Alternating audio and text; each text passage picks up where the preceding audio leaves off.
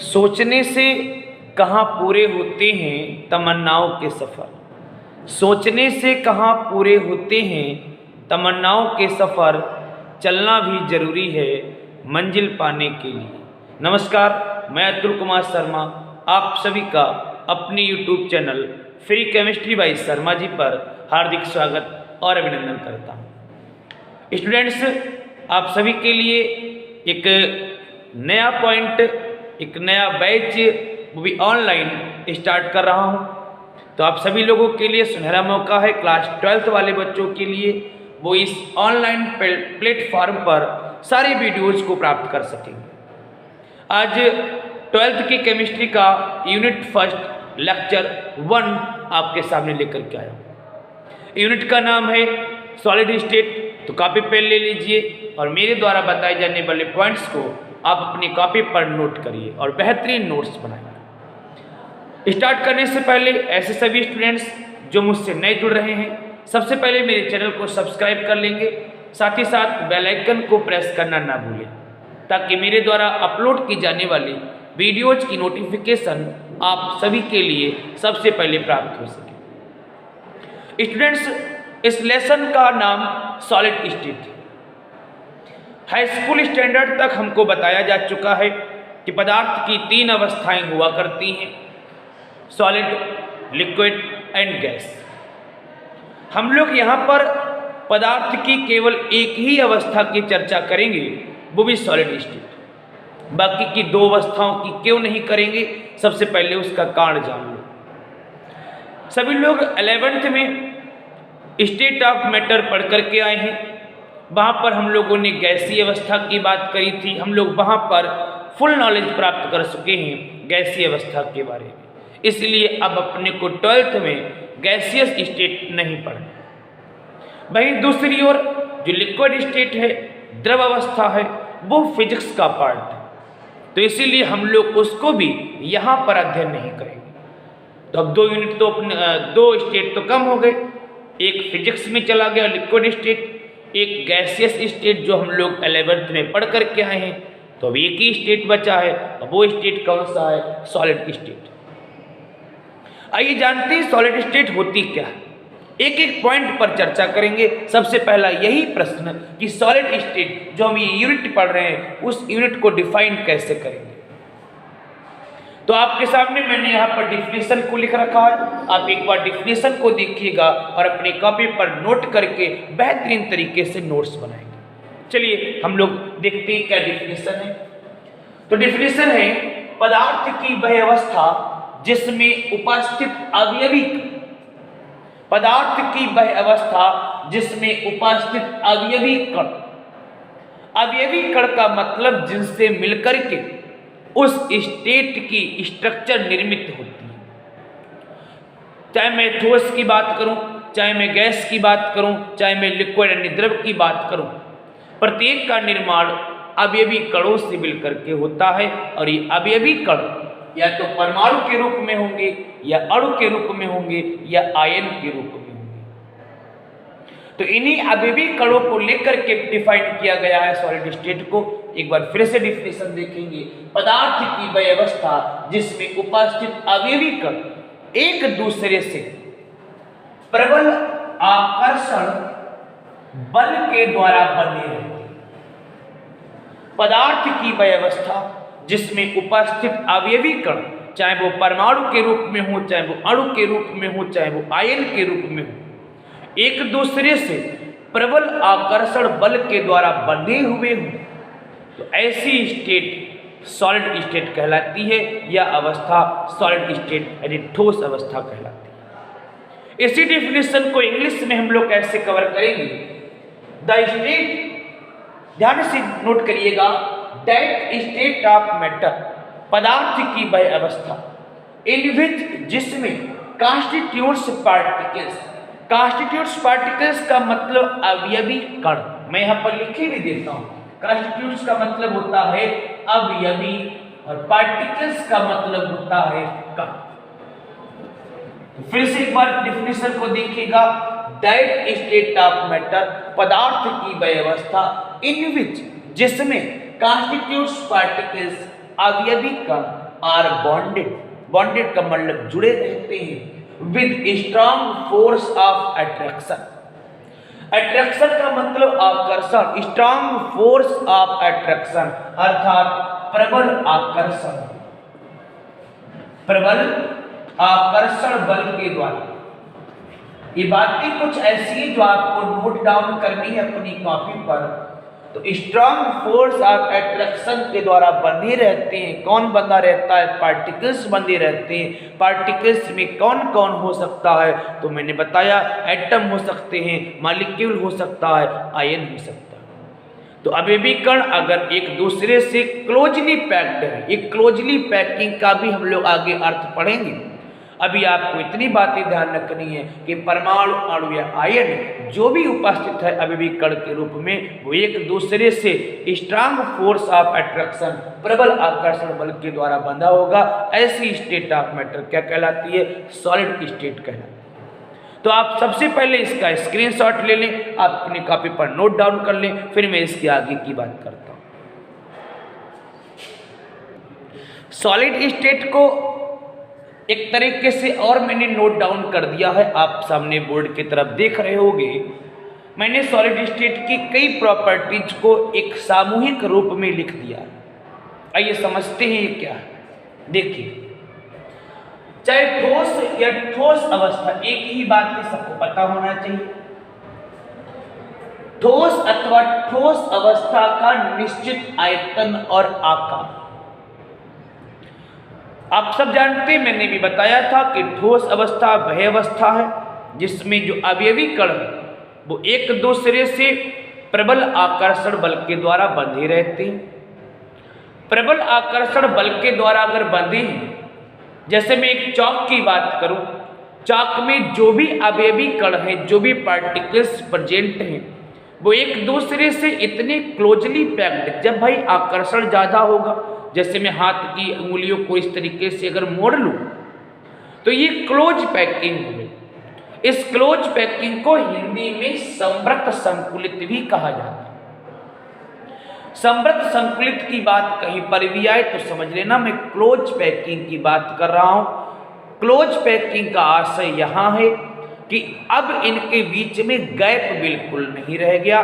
जब कण एक दूसरे के बहुत समीप आ जाएंगे तब क्लोज पैकिंग यानी संवृत संकुलित स्ट्रक्चर निर्मित होगी। जैसे मैंने चौक की बात करी, मैं डस्टर की भी बात कर सकता हूं।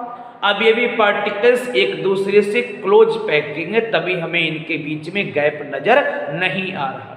तो समझ में आ गया ये क्लोज पैकिंग क्यों हो रही है। क्लोज पैकिंग का कारण केवल और केवल प्रबल आकर्षण बल के द्वारा बंधा होना है। और जब आपके जो कण आप देख रहे हो, जब ये कण क्लोज पैकिंग से बंधे होंगे, जब ये प्रबल आकर्षण से बंधे होंगे, तो बच्चों मैं कह सकता हूं आकार और आयतन इनका निश्चित हो जाएगा। तो सॉलिड स्टेट का आकार और जो आकृति है और जो आयतन है वो सब निश्चित होते हैं। बिल्कुल आप कन्फर्म मान करके चलिए। निश्चित आयतन, निश्चित आकार, निश्चित आकृति। क्लियर? आगे बढ़ते हैं। और कारण क्या है? केवल और केवल क्लोज पैकिंग। क्लोज पैकिंग क्यों आती है? क्योंकि अवयवी कण कैसे जुड़े हैं? प्रबल आकर्षण बल के द्वारा जुड़े हैं। आगे बढ़ते हैं। घटक कणों की निश्चित स्थिति। भाई जब क्लोज पैकिंग है, प्रबल आकर्षण से बंधे हुए हैं, तो कोई भी कण एक स्थान से दूसरे स्थान तक गति करने में असमर्थ होगा। जब कणों को बांध करके रखा जा रहा है तो एक स्थान से दूसरे स्थान पर तो गति कर नहीं पाएंगे, और जब गति नहीं कर पाएंगे तो बच्चों मैं कह सकता हूं कि घटक कणों की निश्चित स्थिति होगी। जहां पर है वो वहां पर ही रहेगा, अपने स्थान से हटेगा नहीं। तो इनके कणों की स्थिति कैसी होती है? निश्चित होती है। कणों के बीच कम दूरी, सारे पॉइंट एक दूसरे से अटैच है। कणों के बीच कम दूरी क्यों? क्योंकि पैकिंग कैसी है? जुड़े कैसे? संवृत संकुलित क्लोज पैकिंग से जुड़े हैं, इसीलिए कणों के बीच में दूरी कम है, नगण्य है, हम नहीं देख सकते। कारण आपको पता होना चाहिए क्लोज पैकिंग। और क्लोज पैकिंग क्यों आई? क्योंकि इनके बीच में प्रबल आकर्षण बल है। आगे बढ़ते हैं। कणों के बीच मजबूत आकर्षण बल, देखिए बात आ गई। कणों के बीच कैसा आकर्षण बल है? मजबूत प्रबल आकर्षण बल है। और जब प्रबल आकर्षण बल होगा तब आगे देखिएगा, जिस कारण कठोरता क्या आ जाएगी? कठोरता आ जाएगी। चाक का एग्जाम्पल नहीं लेना, हम लोग जब इसका वर्गीकरण करेंगे ठोस का, तब हम लोग ये भी जानेंगे कि कठोरता कैसे उत्पन्न होगी, हम उसकी भी चर्चा करेंगे। लेकिन अभी आप ध्यान रखना, कठोरता क्यों आती है? क्योंकि इनके बीच प्रबल आकर्षण बल है। फिर लिखा है गति करने में असमर्थ। मैं इस बात को स्पष्ट कर चुका हूं, क्लोज पैकिंग है तो कण तो एक स्थान से दूसरे स्थान पर जा नहीं पाएंगे, तो कण कैसे होंगे? गति करने में असमर्थ हो जाएंगे। घटक कण प्रबल अंतरा अणुक यानी एक में ही, इसी में उपस्थित कणों के बीच जितने भी कण होंगे वो सब इसके अंदर है, और एक पदार्थ के अंदर ही जितने भी कण उपस्थित है उनके बीच में जो बल उत्पन्न होगा, जो उनके बीच आकर्षण होगा, वह अंतरा अणुक कहलाएगा। तो प्रबल अंतरा अणुक आकर्षण बल होगा, आप सब जानते हैं। और अंतरा अणुक आकर्षण बल के कारण जालक में कैसी पैकिंग? मैंने बताया अभी कैसी पैकिंग? संवृत संकुलित क्लोज पैकिंग हो जाएगी। आई होप आप सभी को यहां तक सारी बातें स्पष्ट हो गई होंगी। आपको अगर किसी प्रकार की कोई कठिनाई आ रही है तो आप तुरंत कमेंट्स बॉक्स में मुझे जरूर बताएं, और आपको सारे पॉइंट्स क्लियर हो रहे हो तो मुझे ये भी बताएं कि सर मुझे सारे पॉइंट्स क्लियर हैं। आप अधिक से अधिक इसको लाइक करें, शेयर करें, और अपने दोस्तों को भी बताएं कि इस चैनल को सब्सक्राइब करेंगे तो उनको भी एक बेहतरीन जानकारी प्राप्त हो सकेगी। आप एक बार इसका स्क्रीनशॉट ले लीजिए। अब स्टूडेंट्स हम लोग आगे बढ़ते हैं, और अब हम लोग बात करेंगे सॉलिड स्टेट के वर्गीकरण की, ठोसों के वर्गीकरण की बात करेंगे। तो आप पॉइंट बना लीजिएगा, ठोस का वर्गीकरण। अब हम लोग बात करेंगे वर्गीकरण। तो इसका वर्गीकरण किस प्रकार से करेंगे स्टूडेंट्स, बहुत ध्यान से सुनिएगा। ठोसों को दो पार्ट में डिवाइड किया गया है। कितने पार्ट में डिवाइड किया गया है? दो पार्ट में डिवाइड किया गया है। एक जो भाग है वो कहलाता है क्रिस्टलीय ठोस,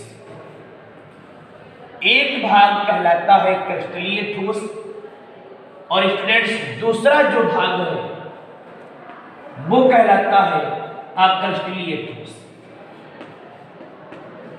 दूसरा भाग अक्रिस्टलीय ठोस कहलाता है। अगर आपसे कोई पूछे कि ठोस को कितने भागों में बांटा गया है, तो ठोस को स्टूडेंट्स दो पार्ट में बांटा गया है, एक क्रिस्टलीय ठोस और दूसरा अक्रिस्टलीय ठोस। अब मैं आपके लिए एक एग्जाम्पल देता हूं, उस एग्जाम्पल से आप दोनों आसानी से समझ जाएंगे।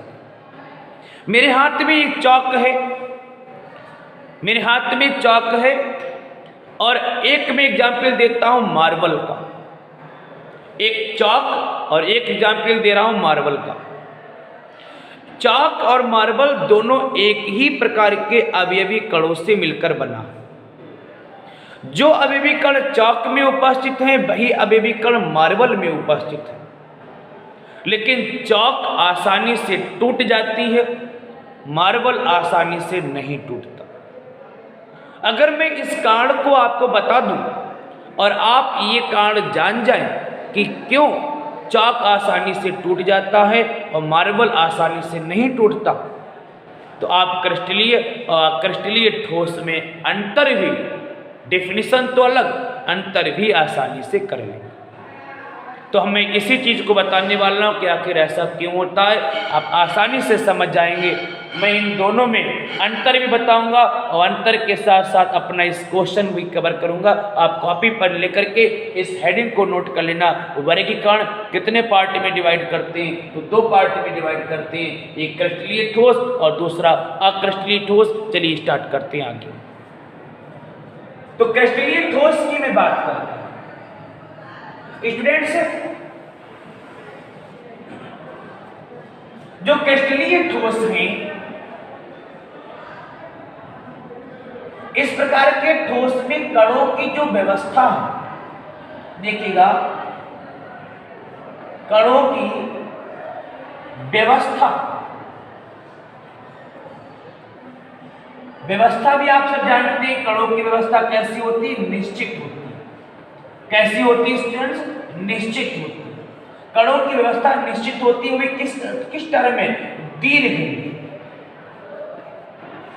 दीर्घ क्रम में। आप इस पॉइंट को अगर समझ जाएंगे तो आप बहुत आसानी से ये भी समझ जाएंगे कि चाक क्यों टूटती है और मार्बल क्यों नहीं टूटता।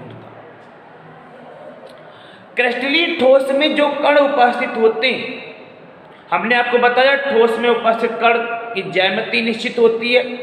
क्यों ज्यामिति निश्चित होती है? क्योंकि कण एक दूसरे से अटैच रहते हैं। क्यों अटैच रहते हैं? क्योंकि इनके बीच प्रबल आकर्षण बल है। प्रबल आकर्षण बल से क्या होता है? क्लोज पैकिंग आती है और जो कणों की जो व्यवस्था है वो नियमित हो जाती है, निश्चित हो जाती है। लेकिन ये निश्चित व्यवस्था शॉर्ट टर्म के लिए भी हो सकती है, मतलब कुछ समय के लिए हो सकती है, और लॉन्ग टर्म के लिए भी हो सकती है। अर्थात दीर्घ परास व्यवस्था भी हो सकती है और लघु परास व्यवस्था भी हो सकती है। तो मैंने यहाँ पर लिखा है कणों की व्यवस्था, वो भी कैसी? निश्चित क्रम की व्यवस्था जो है वो किस रेंज में है? दीर्घ क्रम में, जिसको हम लोग दीर्घ परास व्यवस्था भी बोलेंगे। क्या बोलेंगे स्टूडेंट्स? दीर्घ परास व्यवस्था।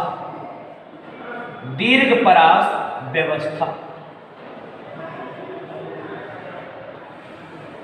यानी कणों के जो जुड़ने का क्रम है, जो एक निश्चित क्रम चल रहा है, वो कोई शॉर्ट टर्म के लिए नहीं होगा। पता लगा यहां तक निश्चित क्रम में जुड़े, फिर अनिश्चित, फिर निश्चित, फिर अनिश्चित, ऐसा नहीं। कणों की जो जुड़ने की व्यवस्था है वो एकदम निश्चित क्रम में, वो भी लॉन्ग रेंज में, काफी लंबी दूरी तक चलती है। देखिए कैसे, मैं मान लेता हूं ये एक गोला बना, उसके बाद एक भरा हुआ गोला, फिर एक खाली गोला, फिर एक भरा हुआ गोला, फिर एक खाली गोला, फिर एक भरा हुआ गोला। आप देखते हैं ना स्टूडेंट्स। उसके बाद मैं एक काम करता हूं, ये सब सेंटर है। आप चाहो तो इनके ऊपर बड़ा गोला बना सकते हो इस तरीके से। ध्यान से देखना, मैं इस तरीके से इनको अटैच कर देता हूं स्टूडेंट्स। बहुत ध्यान से आप एक एक बात को समझना।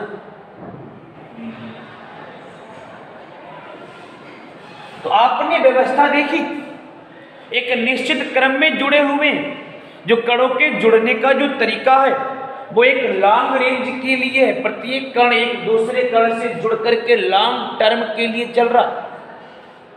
अब मैंने भी क्वेश्चन किया था कि चॉक को हम तोड़ सकते, मार्बल को नहीं तोड़ सकते, जबकि दोनों एक ही प्रकार के अवयवी कणों से मिलकर बना हो। तो उसके पीछे का कारण सिर्फ इतना है, मैं मार्बल को क्रिस्टलीय में रखता हूं। मार्बल को तोड़ना क्यों आसान नहीं है? क्योंकि कणों की जो निश्चित व्यवस्था है वो शॉर्ट टर्म के लिए नहीं है, लॉन्ग टर्म के लिए है। प्रत्येक कण एक दूसरे से काफी लंबे समय तक जुड़ता चला जाता, और जब जुड़ता चला जाएगा तो ऐसी श्रृंखला को तोड़ पाना बहुत मुश्किल है।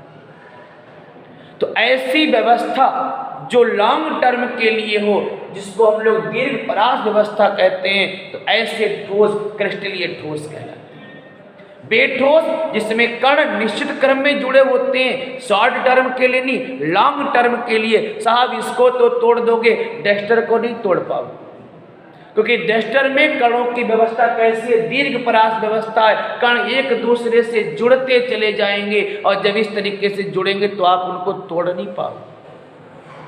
और जबकि चॉक आसानी से टूट जाएगी। क्यों टूट जाएगी? क्योंकि कणों में ये जो लॉन्ग रेंज व्यवस्था है, ये दीर्घ परास व्यवस्था वो नहीं। इसीलिए चॉक को रखते हैं किसमें? चॉक को रखते हैं अक्रिस्टलीय। अक्रिस्टलीय में कण जुड़े तो होते हैं किस क्रम में?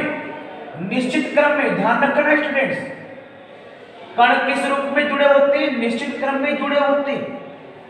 लेकिन दीर्घ परास व्यवस्था में नहीं, लघु परास व्यवस्था। तो मैं यहां पर लिखे भी देता हूं, लघु परास व्यवस्था। कण जुड़े तो होते, एक दूसरे से अटैच रहते, लेकिन किस क्रम में?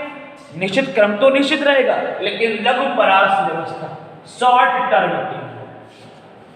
आइए इसको भी समझते हैं। ये कण आपस में जुड़ गए, देख लीजिएगा स्टूडेंट्स, ये कण आपस में जुड़ गए, लेकिन केवल यहीं तक, फिर डिस्टरबेंस पैदा हो गया। ये देखिए, ये यहां पर जोड़ दिए, फिर एक यहां पर जोड़ दिया, इस तरीके से डिस्टरबेंस पैदा हो गया। और चॉक में इसी प्रकार का ये डिस्टरबेंस पाया जाता है। क्रम तो निश्चित है, लेकिन क्रम की जो व्यवस्था है वो लॉन्ग टर्म के लिए नहीं स्टूडेंट, लॉन्ग टर्म के लिए होती तो चौक भी नहीं टूटती। ये चौक क्यों टूट रही है? क्योंकि कण तो निश्चित क्रम में जुड़े हैं, लेकिन जुड़ने की व्यवस्था लघु परास व्यवस्था है, बहुत कम समय के लिए जुड़े हुए हैं, बहुत ही कम रेंज में जुड़े हुए हैं। इसीलिए चौक बच्चों अक्रिस्टलीय है, ये टूट जाएगी। और क्रिस्टलीय ठोस में मार्बल को रखते हैं, मार्बल नहीं टूटता। तो इससे परिभाषा भी बना लेते हैं। बेठोस जिसमें कण निश्चित क्रम में जुड़े होते हैं एक दूसरे से, वो भी किस समय तक? दीर्घ परास व्यवस्था में जुड़े होते हैं, ऐसी ठोस को क्रिस्टलीय ठोस कहते हैं। और बेठोस जिसमें कण निश्चित क्रम में तो जुड़े होते हैं, लेकिन लघु परास व्यवस्था में कम समय के लिए जुड़े होते हैं, तो ऐसे ठोस को हम लोग अक्रिस्टलीय ठोस कहते हैं। क्लियर हो गई बात? आप इसका स्क्रीनशॉट ले लो, फिर मैं आगे बात करता हूं। एक और आपको मैं डिफरेंस बताता हूं। क्रिस्टलीय ठोस को हम लोग सत्य ठोस भी कहते हैं। कैसे ठोस कहते हैं? सत्य ठोस भी कहते हैं, अर्थात इनको हम लोग ट्रू सॉलिड्स भी कहते हैं। क्या बोलते हैं स्टूडेंट्स? True solids. ये क्वेश्चन आप किसे पूछ सकते हैं एग्जाम में कि निम्न में कौन सा ट्रू सॉलिड है? ध्यान रखना, क्रिस्टलीय सॉलिड को हम लोग ट्रू सॉलिड्स भी कहते हैं, क्योंकि इनमें कणों की जो निश्चित व्यवस्था है वो दीर्घ परास व्यवस्था में रहती है, लॉन्ग टर्म के लिए रहती है, अधिक समय के लिए रहती है, इसीलिए इनको तोड़ना भी कठिन है। और जो आपके पास में अक्रिस्टलीय ठोस है, इसको स्टूडेंट्स हम लोग एक नाम और भी देते हैं, वह नाम है स्यूडो। इसको हम लोग स्यूडो सॉलिड्स भी कहते हैं। क्या बोलते हैं स्टूडेंट्स? स्यूडो सॉलिड्स बोलते हैं। या फिर एक नाम और भी स्टूडेंट्स इसका है, वो नाम क्या है? Super cooled solids. क्या नाम बताया स्टूडेंट्स मैंने? Super cooled solids. Super cooled को हम लोग हिंदी में बोलते हैं अतिशीतित द्रव। अतिशीतित द्रव कहते हैं। आपने कांच देखा होगा, अगर आपसे पूछा जाए कांच कैसा ठोस है, तो कांच अक्रिस्टलीय ठोस है। इसके साथ साथ कांच अतिशीतित द्रव भी है। आपने देखा होगा कि कांच का जो निचला हिस्सा होता है वो मोटा होता है, और ऊपर का जो हिस्सा होता है वो पतला होता है।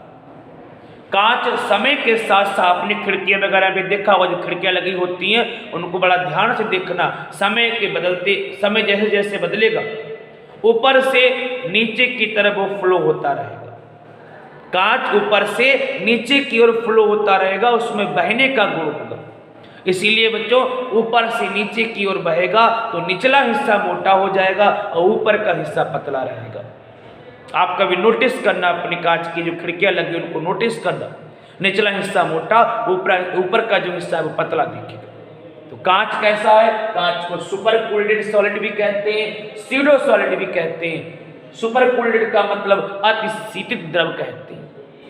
और क्रिस्टलीय ठोस को क्या कहते हैं? तो क्रिस्टलीय ठोस को हम लोग सत्य ठोस भी कहते हैं। यहां तक सारी बातें क्लियर हो गई हो तो कमेंट्स बॉक्स में जरूर बताएं। इसके अलावा स्टूडेंट्स अन्य क्या हो सकता है, आप देखिए।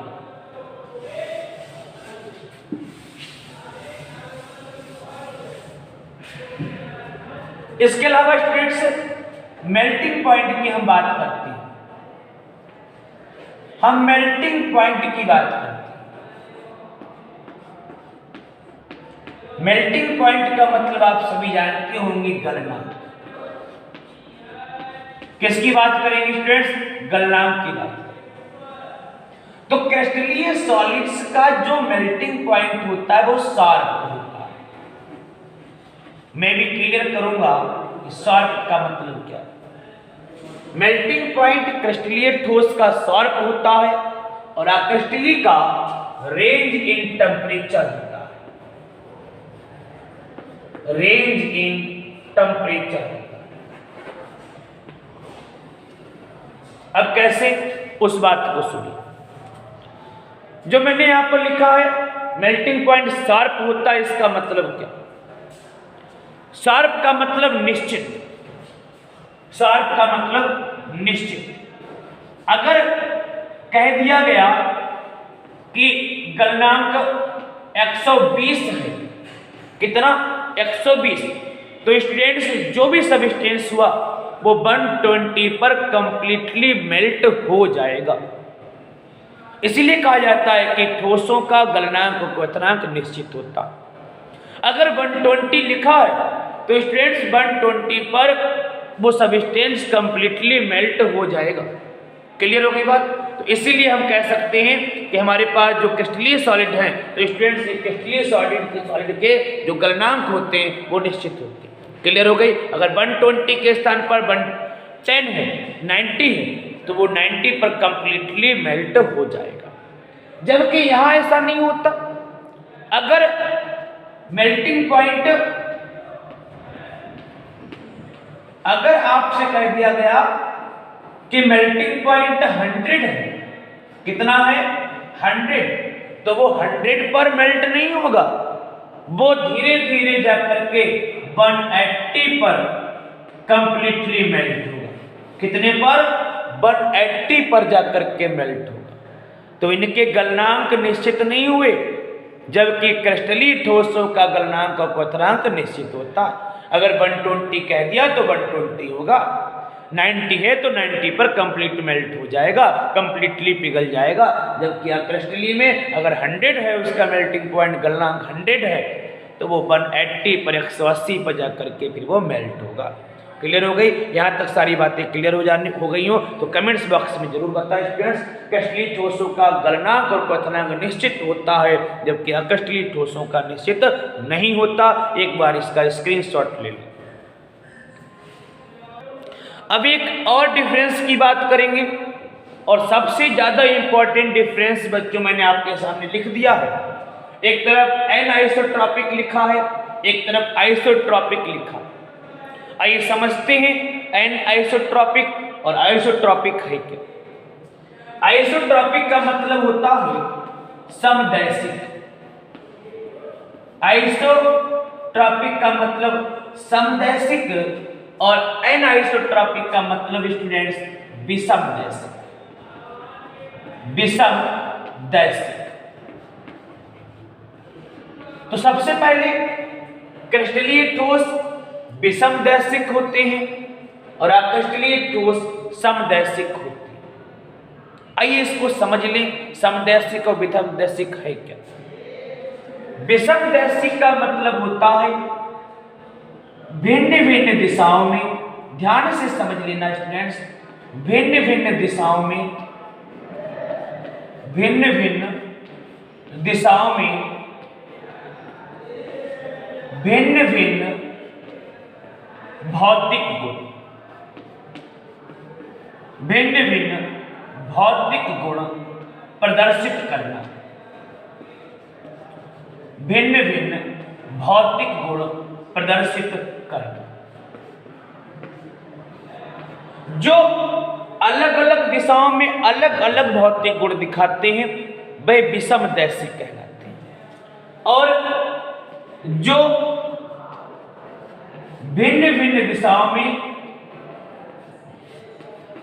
मैं आपको लिख के भी देता हूं, आप नोट भी करते रहना, भिन्न भिन्न दिशाओं में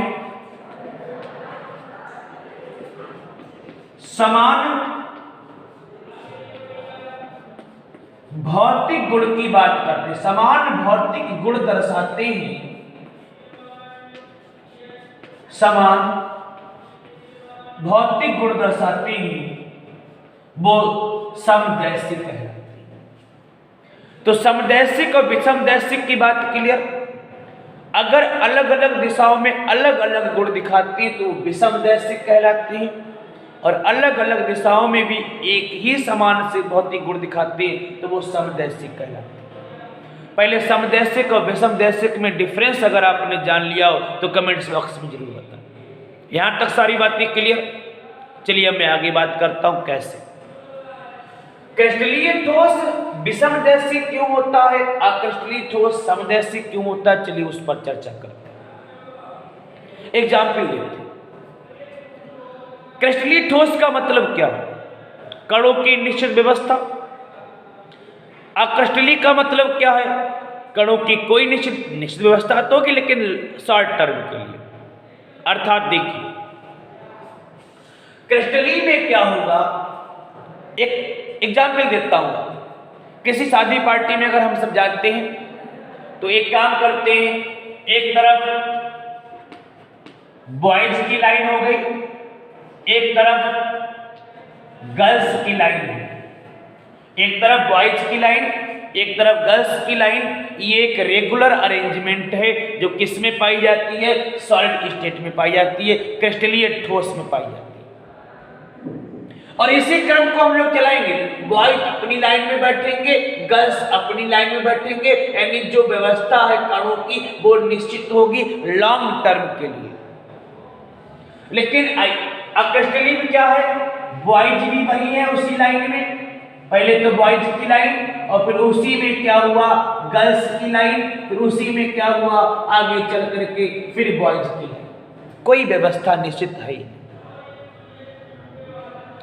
आगे देखिएगा, अगर मैं बॉयज की लाइन की तरफ जाता हूं तो आपको एक जैसे लक्षण मिलेंगे, गर्ल्स की लाइन की तरफ जाता हूं तो आपको अलग लक्षण मिलेंगे।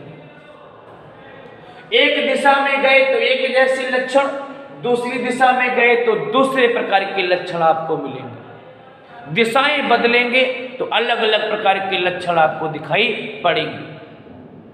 ऐसा किस में होगा, ऐसा क्रिस्टलीय ठोस में होगा। लेकिन अक्रिस्टलीय में आप जाओगे तो साहब बॉयज भी मिलेंगे, गर्ल्स भी मिलेंगे, बॉयज भी मिलेंगे, गर्ल्स भी मिलेंगे, यानी किधर से भी जाओ, चाहे इधर से इधर जाओ चाहे उधर से इधर आओ, आप कोई व्यवस्था ही नहीं है।